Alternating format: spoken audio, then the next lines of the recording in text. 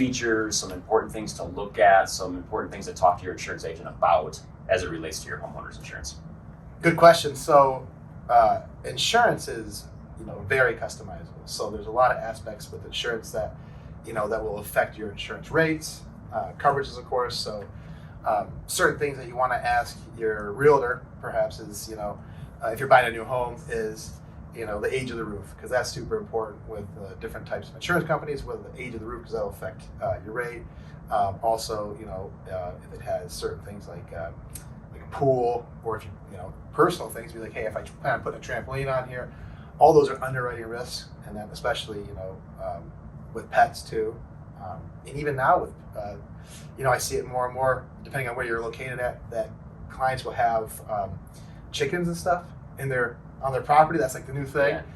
So there's hobby farm type. Exactly. Yeah. So typical insurance will not cover that. You have to have incidental farm coverages. So it's like, all these different aspects that you need to have covered on your homeowner's policy that will affect your rates. And that's where it takes a good licensed agent to come in and just, kind of find a little bit about you, what you plan on doing, and then they can build a solid policy for you and make sure that you're covered. And, it's super important to make sure you have all those different coverages. So also another one going on too would be, wood burning stoves, types of pipes for plumbing, electrical issues, stuff like that. And those all have an impact on not only your policy, but the premium that you're going to pay. Correct. Yeah, because insurance companies, they weight risks certain ways, and so and they've been doing it for some of them 100 years or more, and they know exactly the type of risk that will happen more often than others. So they charge a little bit differently for them. Okay, so Yeah. if I'm buying a home today and I come to you, what are the questions that you're going to ask me